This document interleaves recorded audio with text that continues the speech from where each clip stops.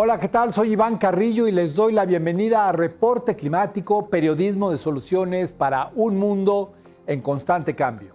En este espacio consideramos que la alteración del clima es el mayor desafío de nuestros tiempos. Por eso, semana a semana analizamos sus causas, consecuencias y cómo se entrelaza con otras crisis como la pérdida de biodiversidad. Uno de sus agravantes es la transformación del hábitat. Hoy viajaremos hasta la frontera de México con Estados Unidos para ver un ejemplo tan emblemático como lamentable. Ahí, el muro construido bajo las órdenes del expresidente Donald Trump ha interrumpido el paso natural de fauna, dejándola a merced de la falta de agua. Nuestro guía por esta tragedia será Federico Godínez Leal, quien fue director de la Reserva de la Biosfera del Pinacate y Gran Desierto de Altar. En la actualidad, Godínez Leal es vicepresidente de la Fundación Magol, un esfuerzo familiar fundado en 2013 que busca la salud social y el cuidado del medio ambiente en uno de los desiertos con mayor riqueza biológica del planeta. Acompáñenme a conversar con él luego de nuestro tradicional recorrido por las noticias del clima.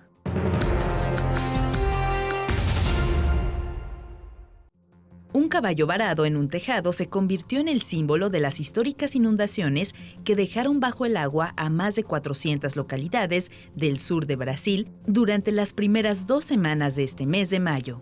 Al cierre de la presente nota, tan solo en el estado Río Grande do Sul, el saldo oficial era de 143 decesos, 136 personas desaparecidas y 2 millones de damnificados. Especialistas han vinculado el desastre directamente con el fenómeno conocido como el Niño, que al calentar el Océano Pacífico altera los patrones de temperatura y lluvia en todo el mundo. No obstante, la evidencia científica sugiere que los impactos sin precedentes de dicho evento cíclico son una consecuencia del calentamiento global por la quema de combustibles fósiles. Organizaciones como Greenpeace señalan que, aunque reportes previos del Panel Intergubernamental de Cambio Climático habían advertido del alto riesgo de inundaciones en la región sudamericana, poco han hecho los gobiernos brasileños para implementar medidas de adaptación.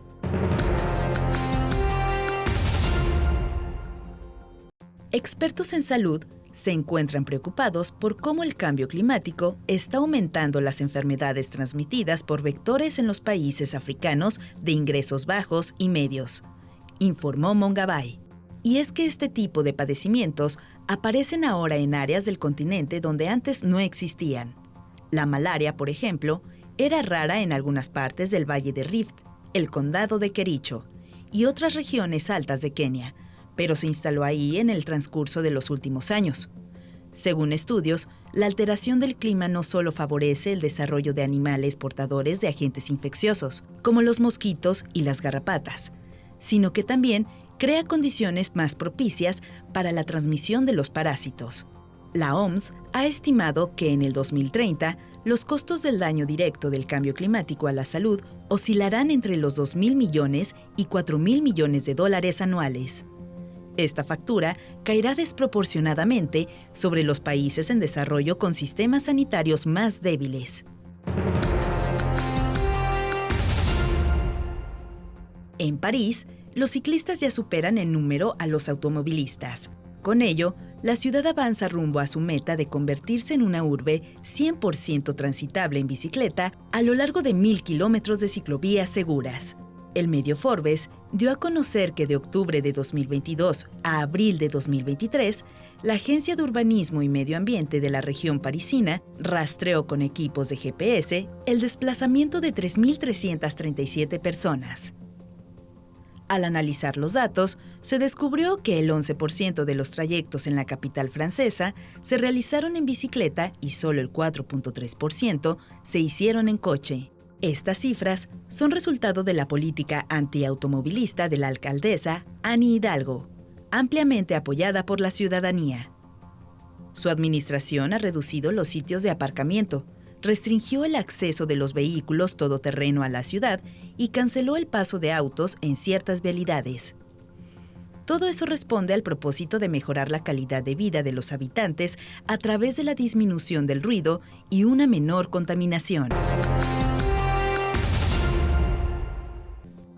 Parece un sitio inhóspito, pero el Pinacate y Gran Desierto de Altar es el hogar de más de 540 especies de plantas vasculares, 44 de mamíferos, 200 de aves, 40 de reptiles y hasta 2 especies endémicas de peces de agua dulce. A la reserva de la biosfera El Pinacate y Gran Desierto de Altar se le considera un lugar mágico de belleza desolada. Es el mayor campo activo de dunas en Norteamérica y el que más biodiversidad alberga. Se creó en 1993. Tiene casi 1 millón de hectáreas en el noroeste del estado de Sonora y colinda precisamente al norte con el estado de Arizona, con 2 áreas naturales protegidas también, Organ Pipe y Cabeza Prieta. En el 2013 se inscribe como Patrimonio de la Humanidad por la UNESCO, o sea, Patrimonio de la Humanidad Natural. Pero resulta ser que, bueno, ahora a partir de los 2019 empieza a construirse un muro entre los 2 estados, Arizona y Sonora, como parte de la campaña del presidente Trump de Estados Unidos, en donde, bueno, a lo largo de la frontera entre México y Estados Unidos se crean muros y otros bloqueos, ¿no? De nuestro caso, a partir de 2019 se empieza un muro de 9 metros de altura de acero. Esta barrera impide el paso de múltiples especies animales y pone en peligro la conectividad e integridad del área. O sea, bloquea todos los corredores biológicos, hablando particularmente de esa zona, por 120 kilómetros de muro de 9 metros de altura. Y eso es un problema, o sea, aparte de que afecta el valor único, excepcional que reconoció la UNESCO en esa región, crea muchas dificultades, o sea, muchas afectaciones, no solamente para la fauna, sino también para la flora, porque se taparon escorrentías, o sea, que corren cuando llueve, ¿no? O sea, son temporales, pero dan vida, ¿no? Ahí al desierto. Entonces, es una serie de afectaciones lo que ha provocado. Antes del 2019, solo existía una barda o un cerco amigable con el paso de fauna, ¿no? O sea, el cerco de Normandía se le llamaba, ¿no? Simplemente nada más para evitar el paso de vehículos.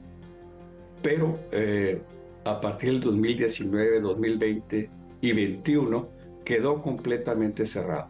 Una de las consecuencias más evidentes de esta división es que los animales que quedaron del lado mexicano perdieron su acceso al agua. En este caso, los manantiales naturales, los únicos manantiales, quedaron en la parte norte. Los manantiales se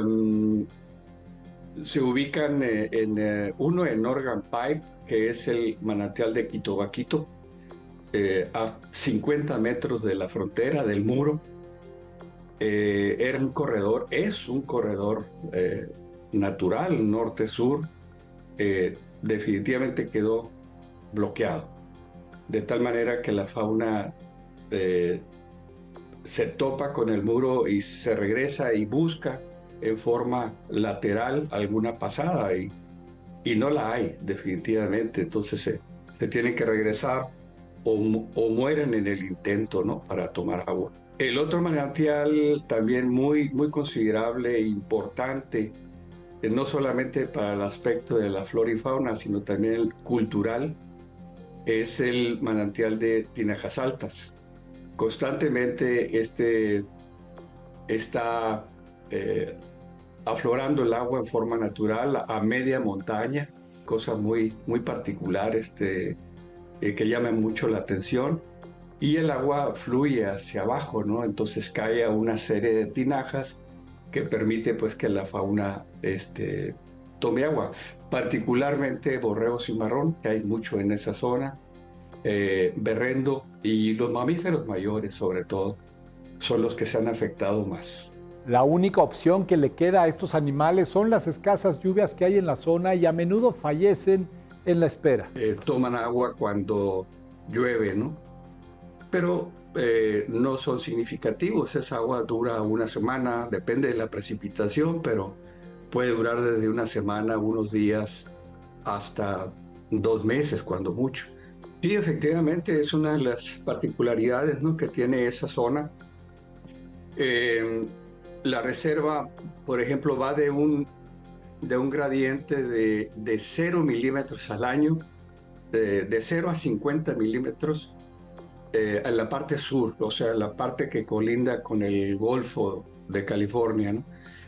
Y mientras se va más hacia el norte, va aumentando ese gradiente, Misolletas, a entre 50 y 100 milímetros. Y en el noroeste, o sea, pegado a Organ Pipes, donde llueve más, de 150 a 180 milímetros al año.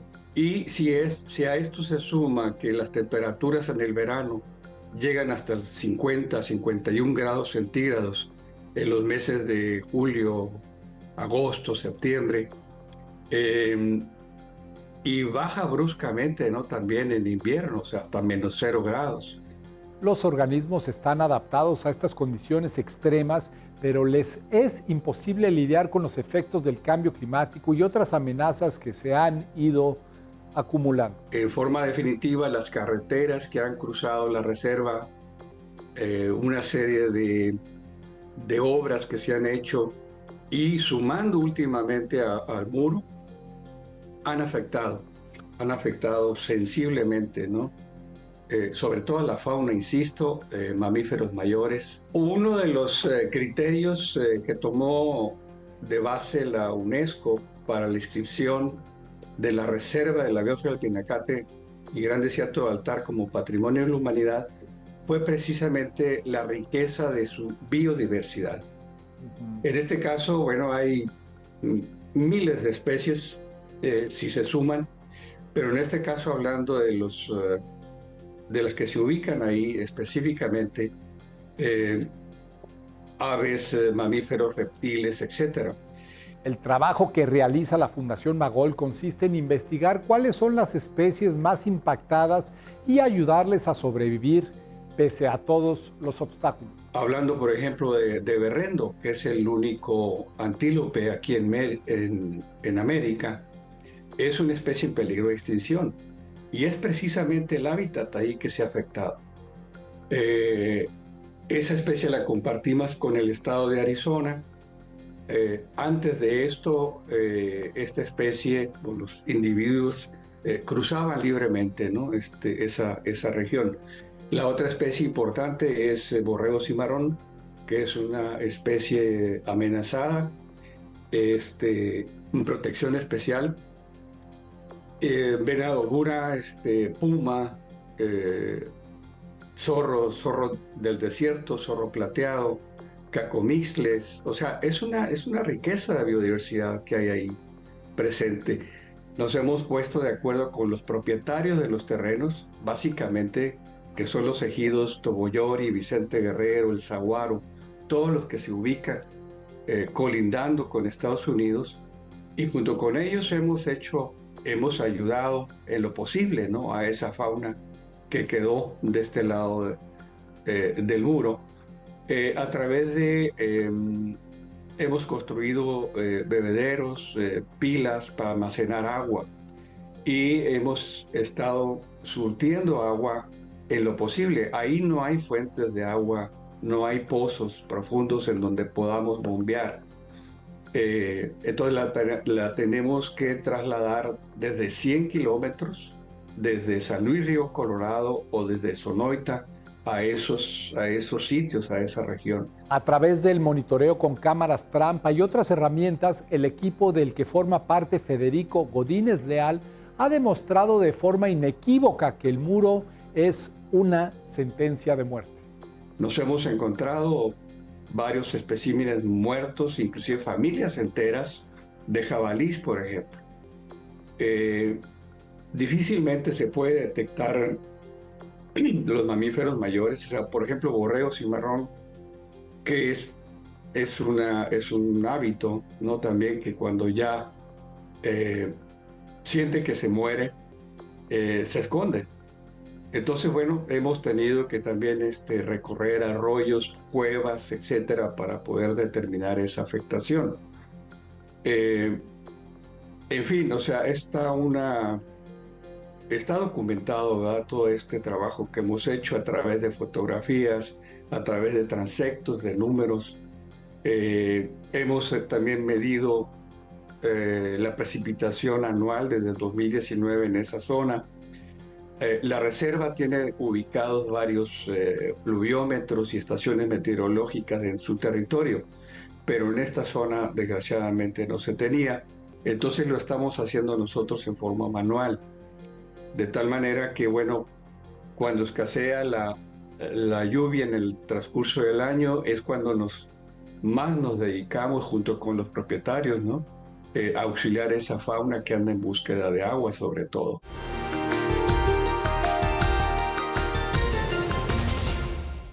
El muro de Trump ha acorralado a las especies del desierto en un contexto donde el cambio climático las fuerza a moverse.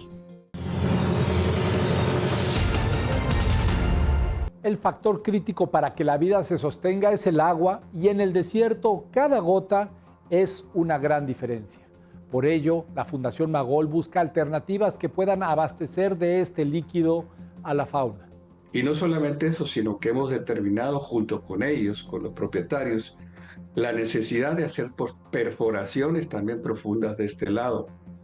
Es un acuífero que no está explotado, pero bueno, estamos planteando también a las autoridades, en este caso a Conagua, a Semarnat, etcétera, la autorización para perforar ahí, exclusivamente para obtener agua para la fauna, ¿no? ¿Cuánto se requiere perforar?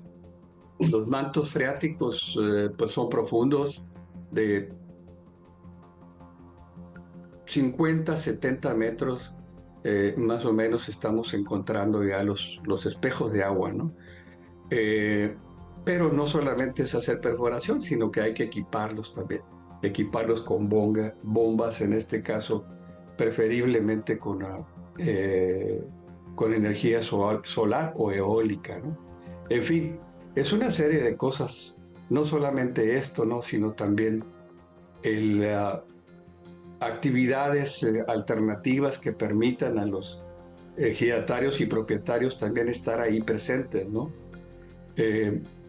Se ha pensado también en diversificar un poco las actividades, establecer ahí algún proyecto también de ecoturismo, etcétera, en donde se le dé la posibilidad a los propietarios de obtener algo de recursos para aplicarlos precisamente al apoyo a la fauna sobre todo.